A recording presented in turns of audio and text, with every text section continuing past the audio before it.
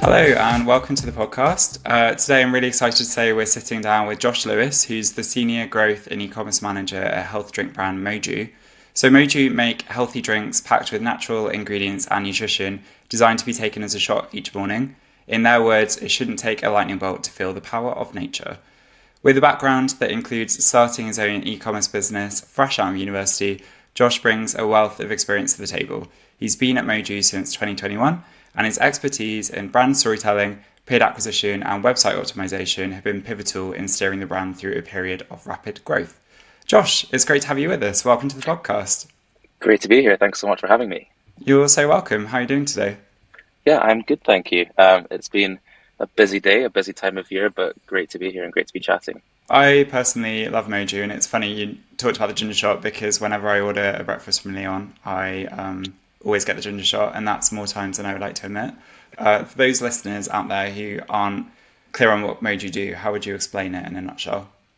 Yeah, so we make fresh shots to kickstart your day and power your immunity, your vitality, or your gut health. So ginger shots are our number one product. We were the first people in the UK to make ginger shots. They have a bit of a kick to them, but it's a great boost for your immune system and also kind of just wakes you up and makes you feel good. And then we've got turmeric, we've got 2 immunity shots. So we've got a hot mango flavor and a multi-berry flavor. And then we've got 2 gut health shots as well. So they're really a nice way to think about it is an alternative to a vitamin. So it's all fresh, all natural from raw cold pressed ingredients. So it makes you feel like you're doing a bit of good and they taste good at the same time. Nice. I can vouch for that as well. So explain to me, like I'm 5, what do you actually do at MOJU?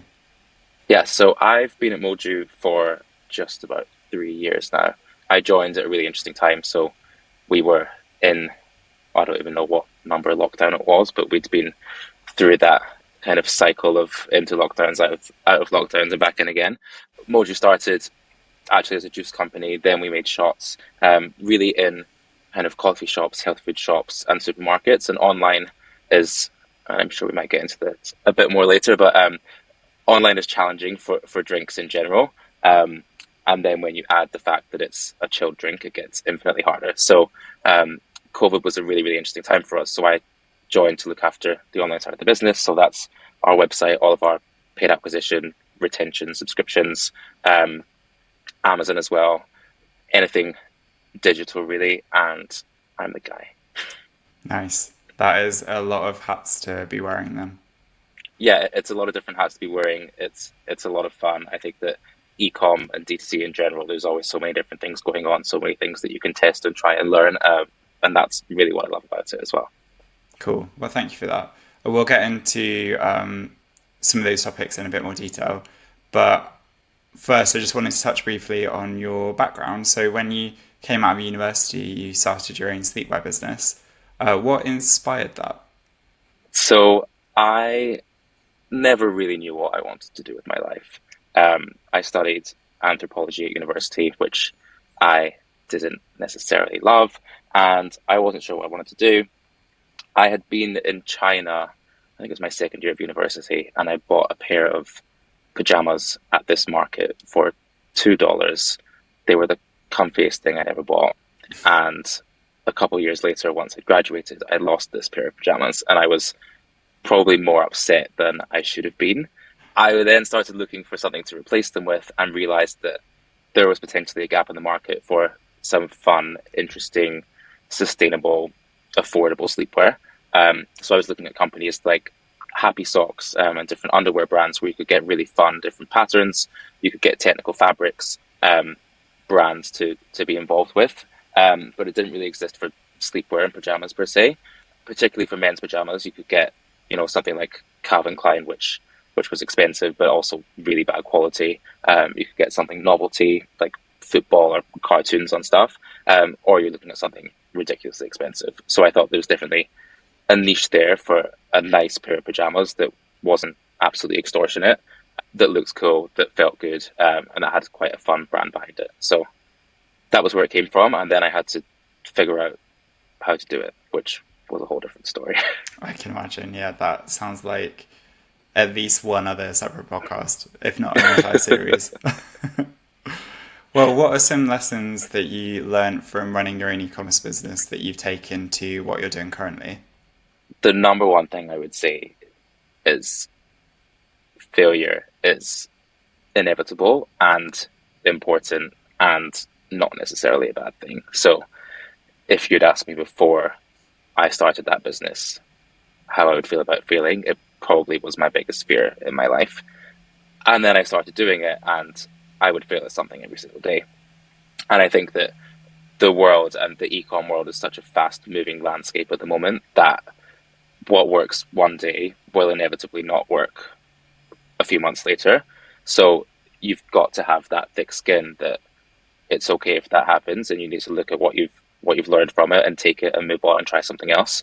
I think that's something that particularly in this post-COVID world that we're living in now, everything is uncertain to a certain extent, and you just have to be okay with that. There's nothing wrong with that, and having the understanding that you're not alone with those things too, I think, is really important.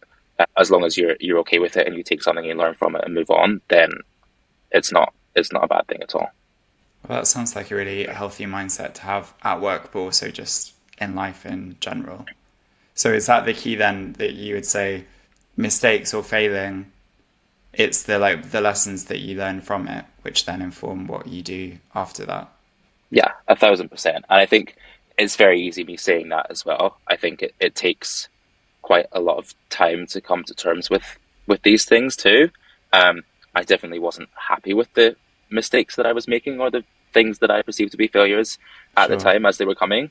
But the more you do it, you're going to learn from it as well. And I think you can learn so much from that. And it also just helps you have a better mindset to look forward, because whatever you're doing, you want to be at the head of the curve and you want to be blazing trails with what you're doing. And if you're afraid that it's not going to work, then you're never going to be the person to get there. What advice would you give to maybe someone in a similar role in another brand? They've just launched a campaign or they've tried a new ad channel or something like that and they haven't seen the results that they wanted, but they're not entirely sure what to take from it. Like, what kind of approach would you suggest that they take? Yeah, I mean, I've got quite a good example. So quite early on at Moju, we launched an online taster pack. So it was 5 free shots. You had to pay for shipping. I think it was like $3.95 for shipping or something. Um, on our website, we had quite a high minimum order value. So we were like, let's try that. Everyone's going to love it. We did this forecast that we were going to have tens of thousands of redemptions. Nobody wanted it. And it was crazy to us because, objectively speaking, people were concerned about having to spend so much upfront when they hadn't tried the product. We were giving them this opportunity to try the product for basically for free, and nobody wanted it. And at that point, we could have fallen apart and been really upset with it. But we thought, okay, can we change the messaging? So rather than being free with shipping for however much, it then became free shipping, and each shot is the shipping cost divided by the number of shots, and we did it that way. And we played around with messaging 4 or 5 different times. Um, really tried to figure out what was going on, what was going wrong. Still didn't work. Okay, at least we tried everything. Move on to the next thing. So I think it's being able to not be so wedded to an idea that it's the only thing you want to be doing and the only thing that you're focusing on. It's being happy to pivot and to change and to test, um, and then also being able to give up, because it also takes quite a lot of strength to say, actually, you know what, this hasn't worked. We've put in X amount of resource, X amount of time, amount of money into this. At some point, you've got to pull the plug. Um, Yeah. Difficult to do in the moment, but also there's a lot of strength in that at the same time. What was the point with that specific example where you were like, it's time to call it a day? We'd tried, I think, 4 or 5 different variations of it and realized we'd been thinking, okay, people want to have a cheaper way to get the product, but maybe this isn't the right way to do it. And so we started to look at other things that we could offer instead, and ended up actually making some other stuff clearer on the website that would convince people to spend more to get the bigger packs rather than this free pack. So this was a pack that was basically for free, but instead we made a starter pack on the website that was all of our larger formats. It was something like, I mean, we still sell it as one of our best-selling products. It's £35, I think, for the starter pack. And people would buy that rather than the free one that was £3 or £4. So it's not what we would have anticipated, but it got us there, and we've ended up with a really good result that we wouldn't have expected otherwise. Nice. Yeah, it turned out much better than you would Yeah, originally have otherwise. exactly. Sweet. So back in 2021, when you first Yeah. joined, what was one of the first challenges or goals you set about tackling when you came to Moju? Yeah, so like I said before, it was an interesting time. DTC was important for the business, probably more so than it had been in the past because it was COVID. Um, we had to figure out how to get people to buy, essentially, which is all that anyone is doing on an e-commerce website. Yeah. But how to get people to buy a product that they traditionally would buy in a supermarket when they're doing their weekly shop. I like to start with quick wins. I always think that looking at something as this massive, big, scary, holistic thing is never going to help. So definitely started with the small stuff. So it was things like looking at the website and optimizing things that we had there. So I think we had 400 or 500 subscribers at that point on the website, but to subscribe it was a completely separate flow. And going through that, it was this multi-step, multi-page flow to get someone to subscribe, where if someone wanted to look at the product on the product page, they would have no idea this thing existed. So things like, how do we connect these two completely separate flows together so that there's a seamless experience for the customer? So looking at things like that was one of the first things that I did when I started at Moju, and then that led into a wider overhaul of the website, I'd say, to make it much more focused on conversions, and much more transactional. But the challenge that we have at Moju as well is that we're promoting a lifestyle as well as promoting a product. And I think that what can be difficult for businesses is getting that balance between the lifestyle side of things and the transactional side of things, and how to make sure you're showing off the brand in the best way possible, but at the same time showing off the product as much as you possibly can. So really looking at that, looking at imagery, looking at the whole funnel of how we got people to us and how we got them to then convert. Yeah, I think that's probably good advice as well for anyone starting a new job, looking at those quick wins, like how can you add value with what you have already? Yeah, 100%, because there's always going to be something you can do and something you can test and tweak and play with. So I definitely always suggest to start with the big wins rather than forgetting what you've got. And if you're starting completely from scratch, then think about the things that are going to be a quick win, the things that are going to get you results as quickly as possible, and then build from there. It doesn't something that I definitely learned from Sleep Society when I was doing the pajamas is that I wanted everything to be 1,000% perfect before I launched, and everything had to be absolutely perfect all the time. But actually, it really doesn't, and that's something that even you see when you're looking at paid content nowadays, that user-generated content does so well, and that's scrappy, and it's cheap, and anyone can make it on their phone. So you don't need to worry about everything being absolutely perfect, spotless, shiny to begin with. You can start with something, and then you can iterate and you can improve. Okay, well, I was going to touch on the website design and the paid ads in a sec, but I think that you mentioned you're trying to sell a product as well as promote a lifestyle. It sounds like that was one of the main challenges that you tried to tackle, or that you have tackled since being at Moju. And what was the approach that you've taken to that? Because I feel like sometimes with acquisition efforts, there's a lot of focus on we need them to get the product, whereas that can sometimes come at the expense of telling the wider brand story. So how have you approached that? It's a very good question, and it's definitely something that we're still working on.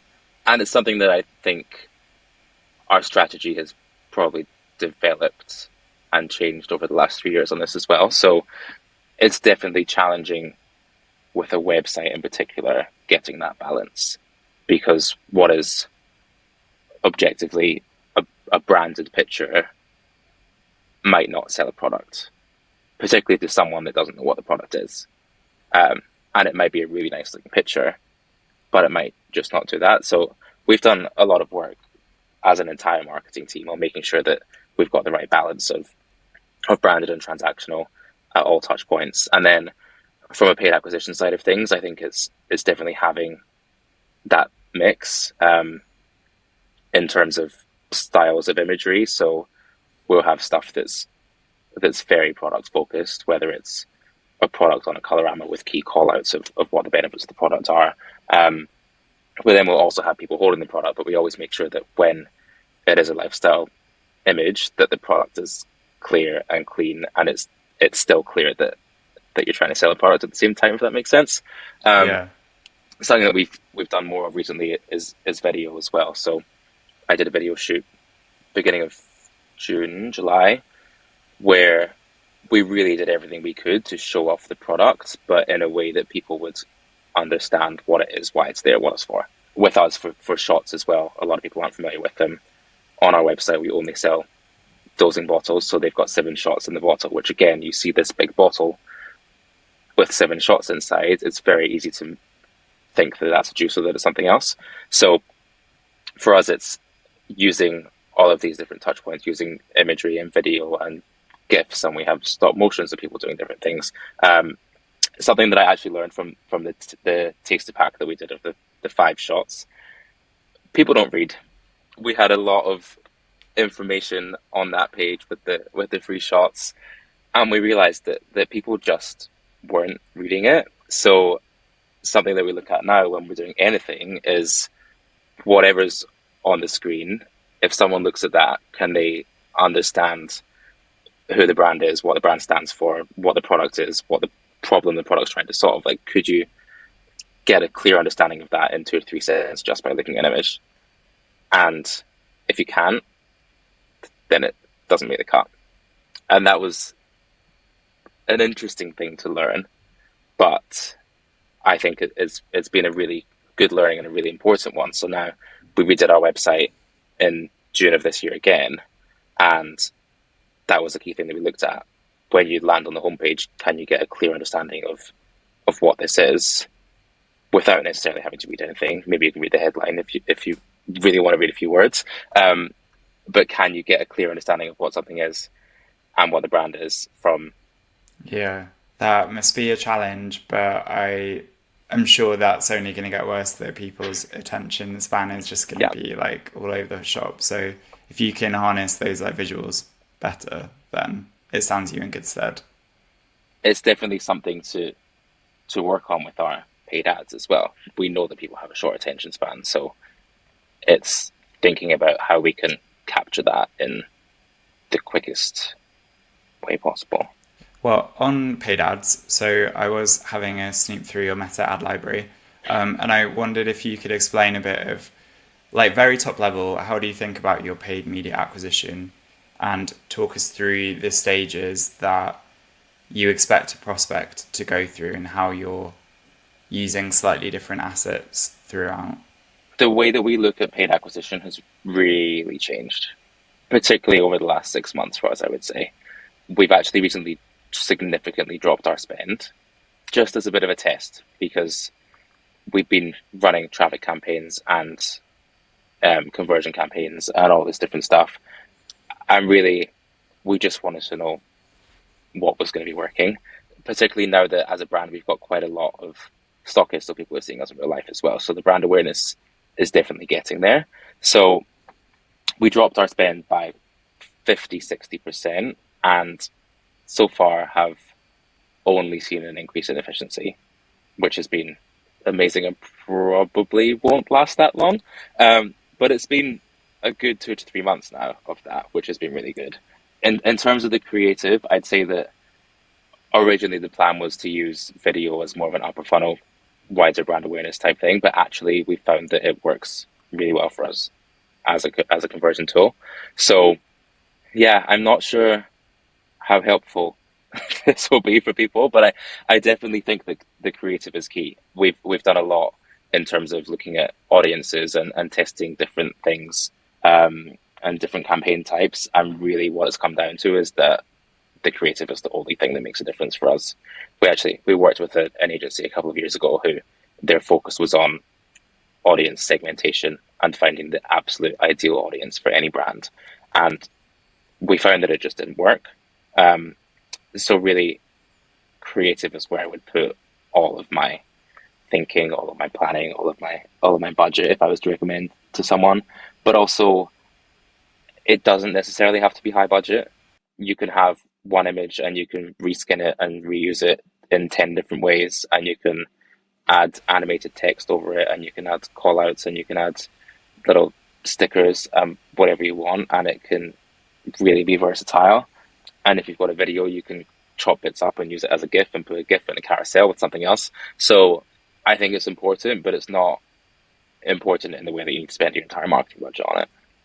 What you just said, I think, is really interesting, because I think a lot of, even though we're in completely different industries like marketing, we sometimes, when we're thinking about paid ad creatives, it's like, well, we need, people get fatigued, we need like completely new assets continuously. But I think that message of just work with what you already have, make it look a little bit different. But I think that's going to be quite inspiring for other people in e-commerce brands wondering where to get started and thinking that they have to shove a load of money into it. Yeah, I think it's hard as well, particularly in the early stages, to be thinking that you have to be constantly creating. And particularly for a food and beverage brand, there's only so much you can do that makes sense. If it's a product that you eat or you drink at home and it has a specific occasion, if it's a breakfast product or a lunch product or whatever, you can't then take a picture of that in a concert hall or whatever, you know what I mean? Like, you can't superimpose it somewhere that it doesn't make sense for it to be. So yeah, you can call out different things and you can have different people using it. And like I said before, I think UGC is a great way to do that. But if you've got a really solid image or video of something, play around with what you put over the top of it. If you put different music over the top of it, just do little tweaks and test little things, and then it'll help you for next time as well, because you can see, okay, this is what resonates with people the most, and this is what I should be working on. Yeah. If you had to justify what you just said about spending more effort on creative rather than segmentation, why is it that you think that has proved more successful? I think that meta is always changing, and you can believe what they say or not. From my experience, it's definitely getting better at automatically targeting the right people. So where 5 years ago the idea of having an open audience campaign would have been the craziest thing in the world, now I don't think it is so much. And you can always change your targeting. Once you've got a good image, you don't want to have to reshoot it and do it again. I think it's easier to tweak that than it is to have to do 10 photo shoots in a month. So is that like you have an asset, you feel like it's gotten saturated with another group of people, with one group of people, but then you just try using that same asset with another? No, so we generally just don't target a specific group of people. So we'll use the asset, we'll let it do its thing, we'll see our results. We will occasionally have separate campaigns where we target specific audiences as well, but generally we found that the open thing definitely does work for us. And that's not to say that it work for everyone. I think that depending on your product and your industry, I'm sure there's some things that you wouldn't want to do that with, but we'll keep it running until we start to see fatigue, and then we might change a background or change a text, or we'll test things with different overlays or different music until we get to a point where we really need to replace it. Okay, cool. You mentioned the video ads, and that's one thing that really stood out to me, Meta Ad Library. As an aside, did you get Noosa Films did you work with Noosa Films on it? Oh, no way. Yep. The episode I just recorded was with Toby from... Oh, really? Yeah, Small World. But anyway, so those in particular, I think they do a really good job of showing what the product is, but because you've such a punchy brand as well, they do tell a little bit about the brand story, like that kind of bold colors, the vitality. What was the behind the scenes like process for producing a video like that? Like how did you go about briefing that? And what was that like?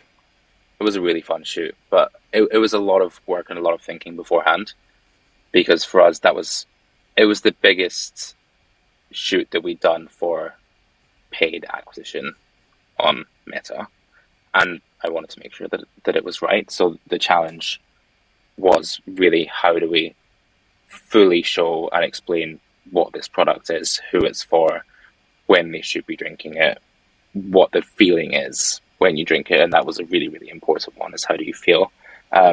Particularly for ginger shots, where if you say it to someone, they might think, I don't like ginger, and they're really put off by it. So we really, really wanted to get across the experience of the product and of the brand. So we thought about, okay, who are our key customers? And we had 3 different life stage models that we wanted to be in it to show kind of the breadth and the range of who our customer is. We wanted it to be in a house so that we could show the lifestyle element angle of it. And then we really just thought about who we are and why we exist, which sounds a bit much. Yeah, but yeah. But it really was, because we just wanted to say, this is Moju. This is how you feel when you take Moju. So come and get it, essentially. And an important thing for us is the ingredients as well. So with that, we had a day in a house with the models, and then we had 2 days in the studio doing ingredient stuff, which was really fun, because we wanted to get across the freshness and the strength and the breadth of ingredients that we had in other products. Again, in a slightly more fun and unusual way than you might be used to seeing elsewhere. So there was a lot of thinking that we did with Nusa on how we could portray that, and different camera styles we could use and angles and whatever else. But yeah, we're really happy with the results of that. Nice. On the ingredients, I remember there's one bit from the video where you're like following in close up as you slice down some ginger, and you hear all the like satisfying noise. I really like that bit. Yeah, that was a really cool, I think it was a probe lens that we used. There was another bit where we had a giant pile of ingredients with that lens like going into. I mean, if you could see the behind the scenes of this shoot, there was times with me like lying on the floor throwing stuff up into the air that was going to fall back on in slow motion. But yeah, it was great. You should release a blooper reel. I don't think anyone wants to see that. So it sounds like you have had success with that. What was the success that you've seen from those video assets in particular? Yeah, I mean, so we launched those in August or September, and they've done really well. So at the same time as doing that, we basically, like I said before, we cut our paid acquisition spend by 50-60%. And we've just seen an increase in efficiency. So our CPAs have dropped massively. We're still getting a really strong number of new customers. And the good thing about them is that they're versatile. So we did this 1 day of shots in the house, but we've then split that into 5 different videos. So we did a couple of different variations of ingredient stuff in the studios go alongside it, and then we could chop bits out and put them together, and we can reskin things. And we've got GIFs that we've cut from the video that we can use as well. So from that 3 days of shooting, we've probably got about 9 months worth of content, which is great. So Nusa gave you the videos, and then you in-house have turned those into different assets and GIFs, or was that part of the package? That was part of what we did with them. Okay, cool. Yeah. How do you know when you commission a video shoot like that, how long you expect it to last you? Like you said, it's going to last about 9 months. Yeah, that's a good question. Part of it, I think, is the number of assets that you get back, plain and simple, but also looking at the results that you're seeing. I think spend definitely comes into it as well. So with us reducing our spend, it's going to last us a bit longer because we're not going to have the same high frequency. But I'm definitely of the mindset that if something's working, don't stop it. I think it's always good to be planning for what's going to be next, because the other great thing about working in this industry is that something can work really well one day and then the next day it just stops. And I've definitely had a lot of experience of that as well. So that's why I think it's good to have a variety of things. So we've got those videos, but then we've got some images. And if we need to make one image turn into 10 different variations of the same image, then we can. Yeah, I don't think that really answers your question. Yeah, I think it does. It's about like looking at the content and the results, and I guess there's not going to be like a definite answer, is it? It's kind of every Yeah, shoot's going to be slightly different and the results are always going to change. yeah. I think if you're spending 500 grand a month, then you're gonna need a lot of content Yeah. just by nature of it. Um, but if you're not spending an exorbitant amount, you can make it last, and you can come up with creative ways to make it last for longer if you needed to. Let's move on to the website because I know that you had a big role in redesigning Moju's website. Before talking about the results, what were the reasons behind the initial desire to overhaul that site? It comes back to what I was saying before about the attention spans, kind of. Um, the website, in my opinion, should be as simple as physically possible. And that's in terms of everything, in terms of the design, in terms of the tech and the back end and the coding that goes into it, and in terms of the journey for the customer. I think people need to know who you are, what you do, what your product is, what problem it solves straight away.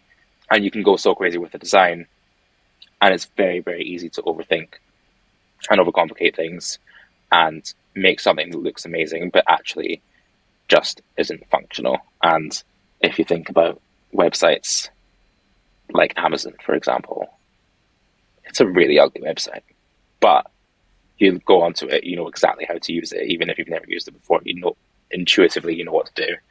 You look for your product, you find your product, you click a single button to buy now, and that's it. And so, a big thing for me when I first joined Moju was looking at the website and thinking, actually, how many steps does it take for me to get from the homepage to checking out of the cart? And that was something that could really, really easily be cut down. So simplicity, I think, is absolutely key. What were some of the steps then that you did cut out of that checkout journey? We had, you would click from the homepage, we had a shop now button, which would take you to a collections page. And then from the collections page, it would take you to the product page. And then from the product page, you would choose a quantity and then add that to your cart. And then the cart would take you to a separate full cart page, which you would then check out from to take you to the checkout. And then you would do that. And it was just too much. And so now you go on the homepage, you click shop now, it takes you straight to our best-selling product page where you can toggle between the product, click add to cart. It's a sliding out cart from the site. You click checkout and then you're done. Or like I mentioned before with subscriptions, it was a separate subscription flow where you click there and you then choose between two different product types. And then when you get to that, you then choose between the blends of the product, and then you choose your volume, and then you choose your frequency, and then you choose something else, then something else, something else. And it's just too much. That's something that I'm definitely aware of and conscious of when I'm looking at any website, because people don't want to spend that long doing anything. So making it as seamless for them as possible. And then I think the other important thing when looking at the site is making sure that all the key elements are there. And for the most recent version of this website, I looked at literally thousands of websites. There's a good database called 1-800 DTC. You can find all the top DTC websites on there. And I went through every single one that they had. I think it was like 50 pages. And I took a note of what they showed for the homepage, every single element each one had. So whether it's a hero image and then a text section, and then they would have reviews, and then they'd have a founder story, and then they'd have stockists, or they'd have FAQs. And I made this massive framework of this is what a good website has in it. And then I would cross-reference that with our website and say, okay, do we tick all of these boxes? And with our hero image, is our text overlay X number of characters, and is it digestible enough? Do we show customer reviews to build trust? And I think that's another big thing that we learned recently. Reviews are so incredibly important. And if you can't build that trust, particularly as a new brand, you need to do everything you can to prove that you're legit and that you're real, because someone coming across you on a website when they never heard of you before, it's a big ask to ask them to spend money. And so you want to make that experience as easy as possible for a potential customer. So yeah, that was another big thing that I looked at, is just making sure that all the information's there, I'd say. Well, I liked what you were saying about the customer reviews on your current website.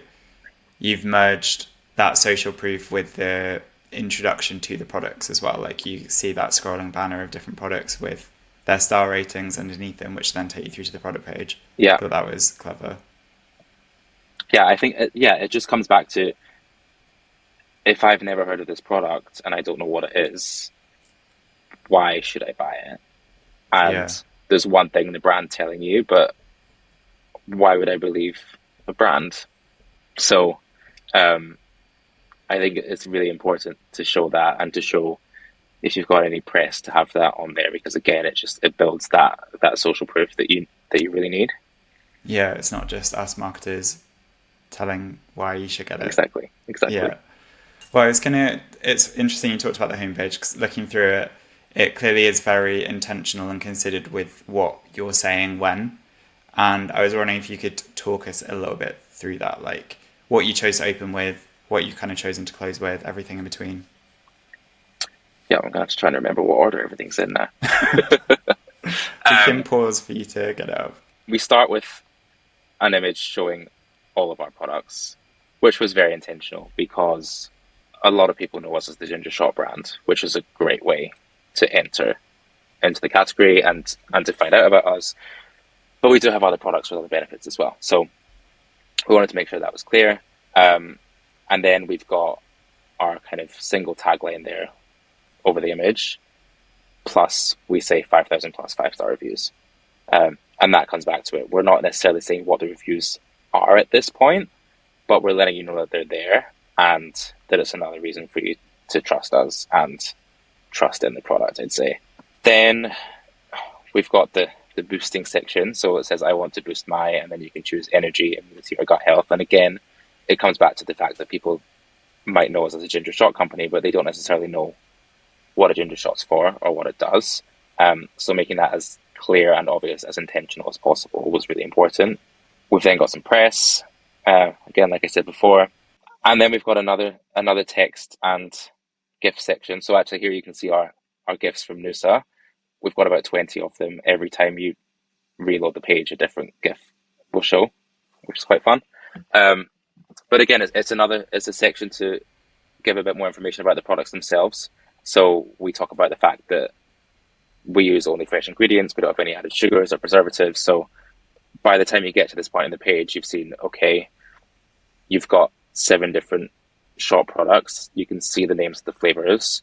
You can tell they help you with your energy or immunity or gut health. Great, I know what they're for. You see some press. Okay, some other people have bought these. This seems a little bit more trustworthy.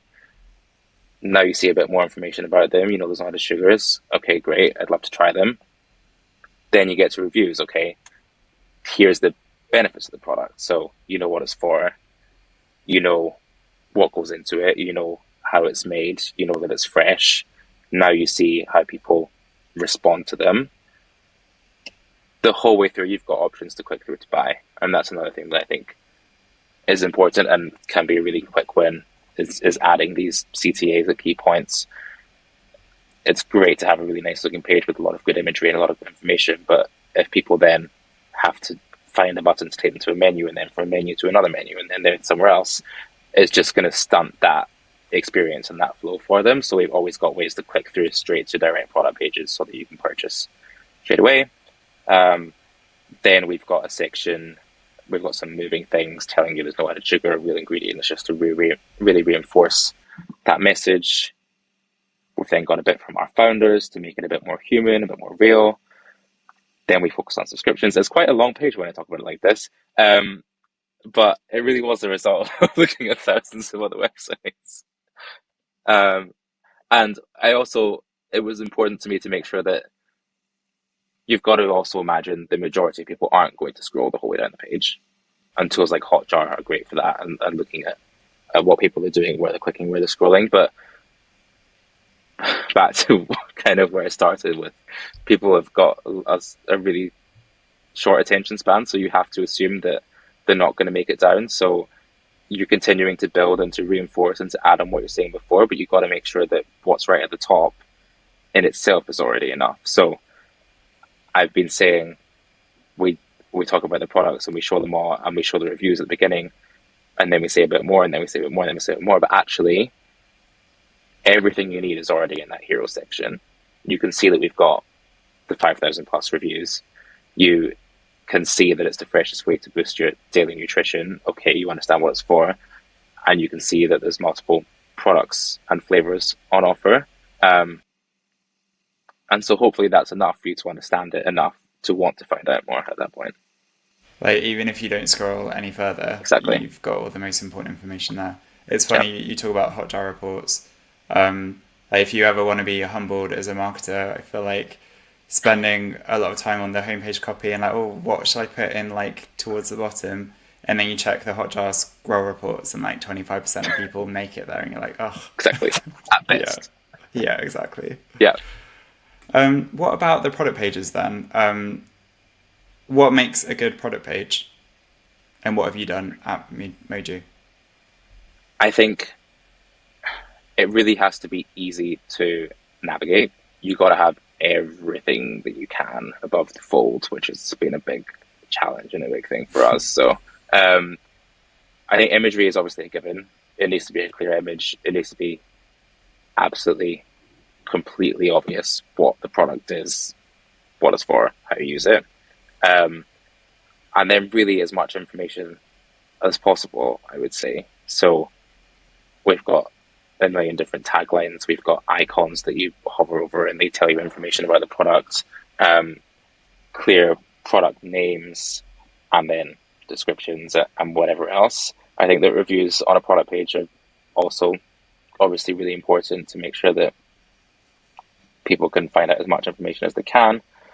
I think making it a bit fun as well. Movement is a big thing for us. So whether it's a scrolling banner or some movement in an image, I'm trying to think of what else makes a really good product page. I think, again, it comes back to the clarity of the imagery, whether that's a mock-up or if it's a real image, making sure that it's really clear what it is. For us, because we're a drinks brand, ingredients are really key to us to show that off and the benefits of the ingredients and why you should be taking the product. A lot of it always does come down to the why. And again, it's going to be very product and industry specific, but whether it's why this product or why this brand, you've always got a point to prove. You've always got someone that you're trying to convince, and you've got to assume that most people coming to your product page are going to be new customers and they're not going to be sure about it. So it's doing everything that you can to really, really show off as much as you can. And something else that has definitely worked well for us is we've got buttons to swap between products quite prominently on the product page. And that was very intentional as well, because just because if somebody lands on our ginger shots page and they don't like ginger, I want it to be really easy for them to see that they can go straight to multiberry if they want to, and that's available. If they were to have to click from ginger to a menu to go back to a shop page, go to a catalog to something else, they're not going to do that. They're going to say, I don't like ginger, and that's it. So it's about showing off your single product on the product page, but also showing off the rest of your range to make sure that people are aware that if something's not quite right, they can still stick with you. Are you using well, I assume you are, like what tools are you using to assess the journey and the like CRO of your website? Hotjar, definitely one of them. We don't build individual landing pages per se for our paid acquisition, which I know a lot of brands do, but we direct people to specific product pages based on different ads. So a lot of that.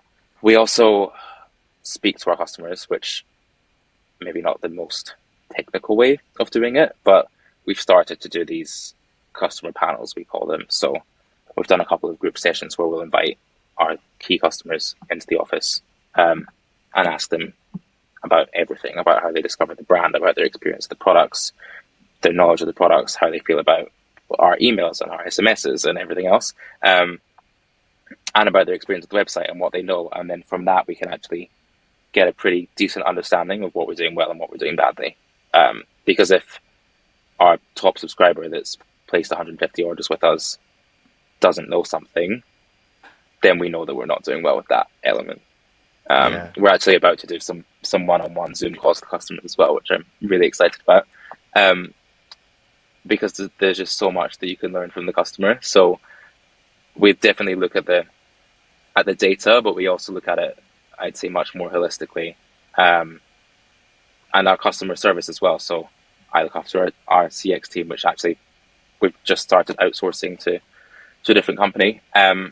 But looking at our customer interactions, and if people are asking a specific question, whether that's about ingredients or about when to drink something or something else, then we know that we're not communicating it well enough on the page. So that's kind of a sign for us to think about it and look at making a change. Yeah. So merging that qualitative and quantitative data together to form a picture. Yeah, 100%. Yeah. Cool. Okay. Well, I think we're going to wrap it up. I've just got a few other closing questions for you. Cool. What piece of advice would you give to people in your position in other DTC brands who want to level up their e-commerce efforts, but they're not sure where to start? Start small. Don't look at it as a big, scary task. You can really start with anything, whether that's putting a button somewhere that it wasn't before, or something bigger. I think that also you can really, really learn a lot from what other people are doing in the market. You mentioned Facebook Ad Library at the beginning of the call. I think it's a great resource, not necessarily to copy people, but to see trends. And if there's a brand that you know is doing really well and they're using a particular type of asset, then think about what your version of that could be. But really start small and don't be afraid to test different things. And also, sometimes the least likely success can be the best thing to do. So I'd say just try things and keep track of your learnings and know what works and what doesn't so that you can learn in the future, but also just never rest. Like, you want to be ahead of the curve and you can't do that by stopping. So just keep trying. Nice. I like that. Talking of other brands, what other DTC brands do you go to for inspiration, or you feel like they're doing a particularly good job at their marketing? Yeah, that's a really good question. I'm obsessed with AirUp. So they do a really good job of mixing the kind of lifestyle element with the more transactional stuff. And I also think I'm the number one biggest fan in terms of their product as well. So I bought my AirUp bottle like 2 years ago, and it's still the best thing I've ever bought in my life. I really hope they give me some money for saying all this, but they do a really, really good mix of those two elements, and you really get a feel for who they are, what they're trying to show, what they're displaying. Brands like Athletic Greens are obviously always top of my list in terms of inspiration for what we should be looking at in terms of our creative and messaging and the way they get across what their product is, what it's for. I think is really strong. I literally list a mile long of brands that I look up to and that I think are doing well. So if anybody wants to know, you can reach out to me and I will send it to you. Well, that's very generous of you. Well, Josh, it's been an absolute pleasure. I've really enjoyed talking with you today. Thank you for joining us. Thank you so much. It's been great to chat to you. Really enjoyed it. Oh, good. I'm glad to hear. And thank you for all of you either listening or watching at home. We'll catch you next time. Thank you so much for listening to E-commerce Marketing 101, How to Grow Your DTC Brand. If you enjoyed this episode, don't forget to subscribe to the series for actual tips you can use in your own e-commerce marketing. This podcast series is brought to you by Dash. If you need to get your visuals in front of potential customers faster, or you're sick of spending too much time sending assets to your retail partners, then we might have just what you've been looking for. Take a lead from leading e-commerce brands like Passenger Clothing and check out Dash.app. Just go to Dash.app to take out a free trial and try it for yourself.